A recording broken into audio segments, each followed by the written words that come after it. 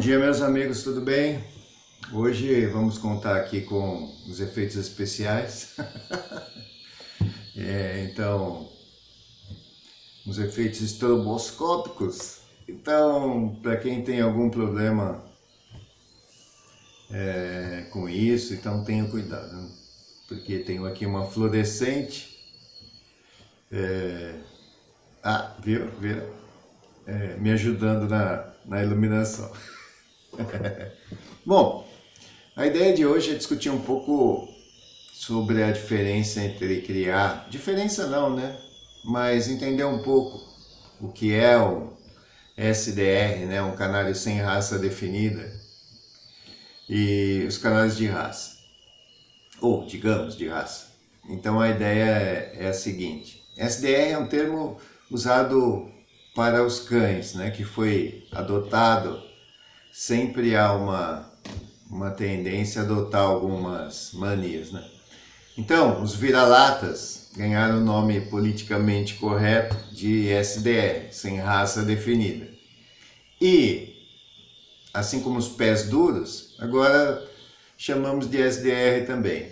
Enfim, no final das contas é o mesmo. Então, entendendo um pouco como as coisas funcionaram, né, ou funcionam, o que acontece? Durante a nossa evolução, assim, nos grupos familiares, nas primeiras comunidades, eram nômades, então viviam em função da caça. A movimentação da caça fazia também a movimentação desses grupos, porque era fonte de, evidentemente, sobrevivência daqueles grupos. Em algum momento qualquer, se conseguiu confinar um determinado rebanho, digamos assim, e aí percebeu-se que seria possível, né, manter a caça, manter aquele rebanho em confinamento, sem precisar percorrer longas distâncias sempre em função daquele grupo. Então, no momento que se conseguiu confinar aquele rebanho, se percebeu que poderia se domesticar. E nesse meio tempo também, aquele rebanho confinado foi procriando e assim por diante. E se iniciou a domesticação. Então a gente, fundamentalmente, aprendeu a domesticar os animais em função da caça, seja confinando a caça, confinando aquele rebanho, seja domesticando animais para o auxílio à caça. Por exemplo, os cavalos para fazer essa movimentação, né, atrás dos rebanhos, os próprios cães para auxiliar também na localização e na própria caça, enfim. Os carnívoros aprendem com outros carnívoros, né? Então, observando, a gente foi evoluindo, enfim, e começou a domesticar os animais.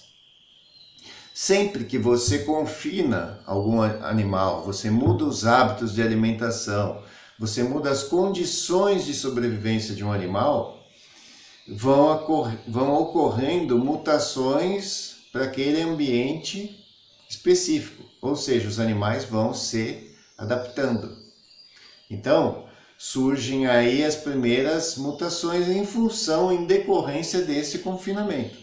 Em todos os grupos é assim. Da mesma forma, com um determinado grupo confinado, você começa a também, em determinado ponto, a selecionar melhor ou verificar quais animais são melhores para determinadas situações, né?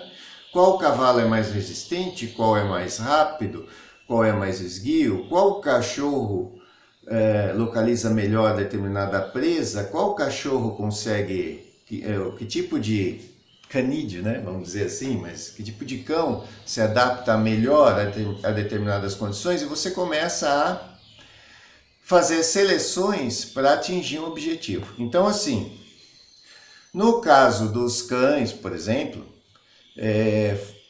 as raças foram se desenvolvendo em função de alguma funcionalidade. E, de acordo com o meio, né, em que essas seleções foram ocorrendo, evidentemente que surgiram raças diferentes, como por exemplo os cães de Spitz, os cães de tração no Ártico, né? Então cães com pelagem, com subplumagem, com pelagem mais adaptada àquele meio, cães para caça de pequenos roedores que precisam se enfiar em tocas, então foram surgindo os primeiros terriers e tal, enfim, o tekel, né, ou os cães mais apropriados para isso, enfim, beagles e tal, efeitos estroboscópicos. Então, em função da utilidade, da funcionalidade, foram se criando as espécies diferentes, ou, não sei se espécie é o termo, mas as raças de cães distintas, adaptadas para criar, para pastorear, para fazer atração, no caso dos trenós no Ártico, para proteção, para companhia e assim por diante. Em função disso, o que surge? Surgem também pessoas que começam a criar sem muito critério, a misturar raças, né? A deixar a coisa fluir naturalmente. Então, com a mistura de raças ou com a falta de cuidado dos criadores, o que acontece? A determinada raça que está bem estabelecida vai perdendo suas características. Por exemplo, olha, eu vou criar aí husky siberiano porque tem olho azul. De repente começa a misturar com o vira-lata que tem em casa para criar filhotinhos de olho azul para vender. Isso acontece ao longo do tempo, tá pessoal? Mas acontece ainda hoje. Então, eu arrumei aqui um Rottweiler, mas ele cruzou com a minha pastora. Então, essa mistura, essa falta de critério vai criando os chamados vira-latas, tá? O que acontece? Quando você tem uma raça estabelecida, por exemplo, estou falando dos cães, mas já vou chegar nos canários, tá? Então, quando você tem uma raça estabelecida e você vai perdendo as características, o que acontece? Você já se viu naquela situação, por exemplo, de passear com o cachorro na rua e falar, esse aqui é meu labrador. Nossa, isso aí não é um labrador. Alguém te enganou e tal. Você, de repente, comprou aquele cão, né, de um pseudo-criador, e aquele cão não tem as características da raça que você pretendia ter. E você compra um cão, você escolhe uma determinada raça, por quê? Porque você gosta, porque é adequada ao seu ambiente, eu moro em casa, eu moro em apartamento, eu tenho ou não crianças pequenas. Então você compra ou você procura um animal que vá se adaptar à sua família. E qual animal é? Você estuda as características de cada raça, nem todo mundo faz isso, mas enfim, deveria fazer, e escolhe o animal adequado, tá certo? E quando você adquire um animal, o criador tem a obrigação de dizer para você quais são as características daquele animal, né? Como é que é a convivência dele, entregar um animal com os devidos cuidados sanitários. Então, um criador, e aí eu já vou escorregar para outro papo, né?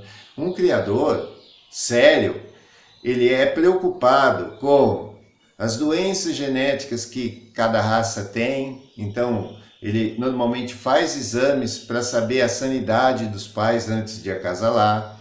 Ele tem um cuidado com a fêmea no acasalamento. Então, ele faz até ultrassonografia para ver como estão os filhotes. Se for preciso, se for necessário, ele faz uma cesariana. Ele cuida desses filhotes, dá as vacinas, vermifuga, entrega os filhotes com um prazo adequado. Filhotes que são entregues com 30 dias, eles não aprenderam ainda a se socializar com os demais irmãos. Então as brincadeiras de morder, por exemplo, que eles aprendem com os irmãos e com a mãe, ou seja, quando ele começa a irritar a mãe dá uma dentada nele. Então ele fala, opa, quando eu dou uma mordida, alguém me morde, eu sei que dói. Opa, não é para eu fazer isso. Não, ele entrega esse filhote sem essas condições. O filhote morde o dono e o dono acha engraçado, até que o cachorro assuma o controle da casa. E o proprietário não sabe nada sobre os filhotes, o filhote vai roer tudo que tem pela frente, o filhote pode soltar pelo, o filhote pode latir muito à noite, o filhote pode fugir toda hora, enfim, há várias condições. O que o cidadão faz? Devolve o cão, ou pior, de repente deixa o Deus dará, né? Solta o cachorro em algum lugar. E aí você tem os cachorros, aí, os vira-latas entregues à própria sorte.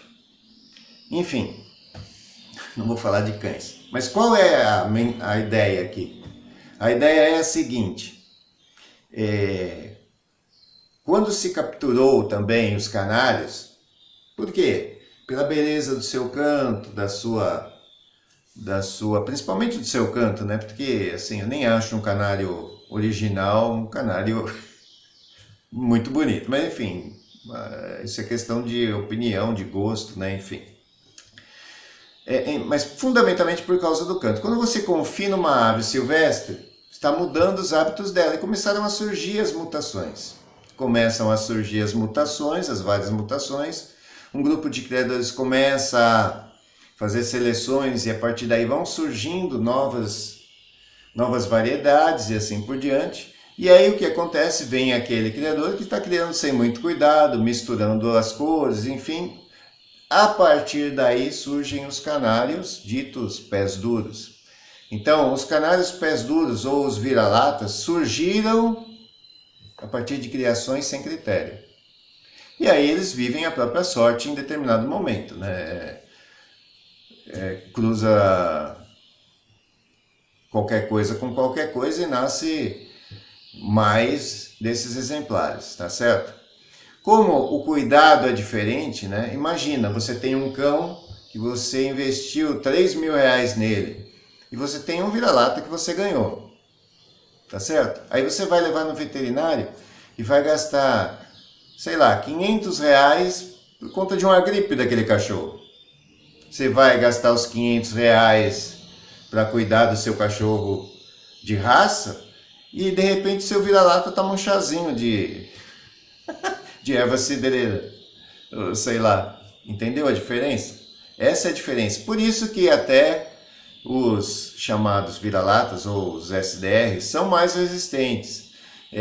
Você não investe 1.000 reais no canário e deixa ele ao relento. Você ganha um pé duro, olha o efeito, você ganha aí um pé duro e pode deixar ele ao relento, pendura uma gaiola no quintal e deixa a noite inteira ali no sereno, enfim. É diferente.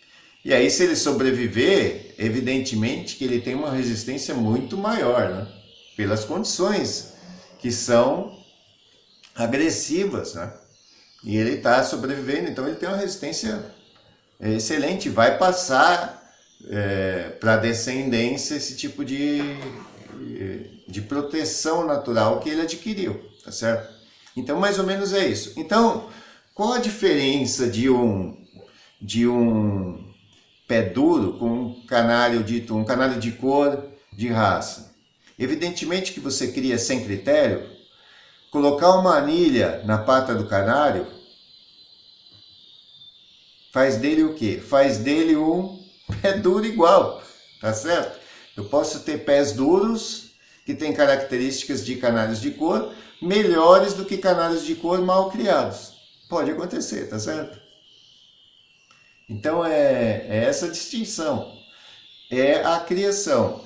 Os pés duros, e de novo, e os vira-latas não surgiram antes das raças ou das milhares de variedades de canários de cor. Não, elas surgiram depois a partir de acasalamentos mal conduzidos, tá certo? Então assim, efeitos luminosos hoje. Então assim, e agora vai ficar pior. Então assim, da mesma forma que um pedigree não diz nada sobre um cachorro de raça, né? Não dá a qualidade daquele cão, o simples fato de ele ter pedigree não o torna um cão de raça, né? Ele pode também ser tão vira-lata quanto qualquer outro, porque um pedigree é um documento cartorial, ele depende da honestidade do criador. Da mesma forma, uma anilha. Tá? Eu posso anilhar qualquer ave que eu tenha, desde que eu seja filiado, tenho anilha, enfim. Isso é o critério do criador, né? A honestidade e a seriedade do criador. Então espero que vocês tenham entendido um pouco aí desse processo. Claro que é a minha versão dos fatos, né? Como eu já disse, para tudo tem que haver uma pesquisa, tem que haver algum critério, tem que haver algum bom senso, tem que haver algum interesse em verificar o que é ou o que não é verdade. Eu vou terminando por aqui, já ficou até um pouco extenso esse vídeo. E assim, estamos hoje com efeitos, né? Efeitos de luz.